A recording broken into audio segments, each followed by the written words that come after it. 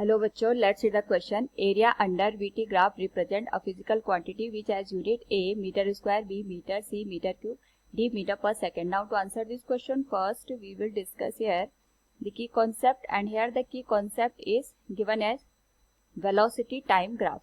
Now यहाँ पे अगर हम क्वेश्चन को अंडरस्टैंड करें तो क्वेश्चन में हमारे पास वेलोसिटी टाइम ग्राफ के बीच का यहाँ पे जो एरिया है उसका रिलेशन पूछा गया है. अगर हम बात करें, सपोज हमारे पास ये ग्राफ है, ये यहाँ पे टाइम को रिप्रेजेंट कर रहा है और ये वेलोसिटी को. हमारे पास इसके बीच का जो रिलेशन है ये अपने आप में एक स्ट्रेट लाइन है. यानी यहाँ पे अगर हम ऑब्जर्व करें इस पर्टिकुलर केस में जो वेलोसिटी और टाइम के बीच का ग्राफ है, इसको हमने यहाँ पे इस तरीके से रिलेट किया कि v is directly proportional to t. अगर हम प्रोपोर्शनलिटी के साइन को यहाँ पे रिमूव कर देते हैं तो एक कांस्टेंट हम कंसीडर करते हैं, that is k into T. इसी को यहाँ पे हमारे पास जो ये ग्राफ है वो रिप्रेजेंट कर रहा है.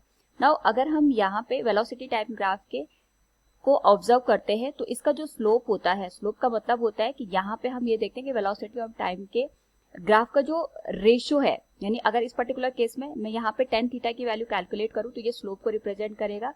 This will be given as v by T.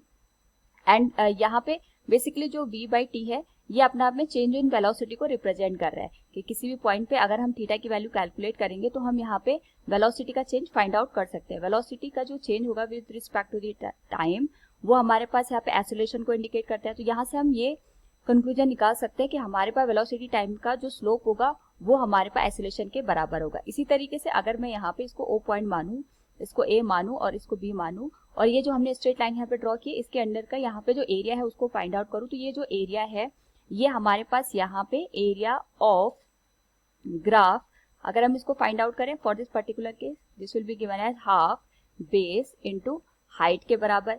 और यहाँ से अगर हम इसको इस तरीके से ऑब्जर्व करें कि हमारे पास जो ये O से लेके B तक है ये हमारे पास टाइम को रिप्रेजेंट कर रहा है और A से B तक हमारे पास ये जो हाइट है बेसिकली ये वेलोसिटी है. तो हम एक तरीके से केवल यहाँ पे न्यूमेरिकली इसको ना देखें, केवल हम इसको इस तरीके से अंडरस्टैंड करें कि ये अपने आप में वेलोसिटी और टाइम का मल्टीप्लिकेशन है और वेलोसिटी और टाइम का जो मल्टीप्लिकेशन होता है ये हमारे पास डिस्प्लेसमेंट के बराबर यहाँ पे निकल के आता है. तो हम यहाँ से देख सकते हैं कि अगर हम वेलोसिटी टाइम ग्राफ का एरिया फाइंड आउट करें तो ये डिस्प्लेसमेंट को शो कर रहा है और डिस्प्लेसमेंट की जो यूनिट होती है ये हमारे पास यहाँ पे मीटर के बराबर होती है. So from given question we can say here कि हमारे पास जो वेलोसिटी टाइम ग्राफ है इसका जो एरिया है ये अपने आप में फिजिकल क्वांटिटी को रिप्रेजेंट करता है which has a unit metre. Option B will be the right answer. Hope all you understood it. Thank you and best of luck.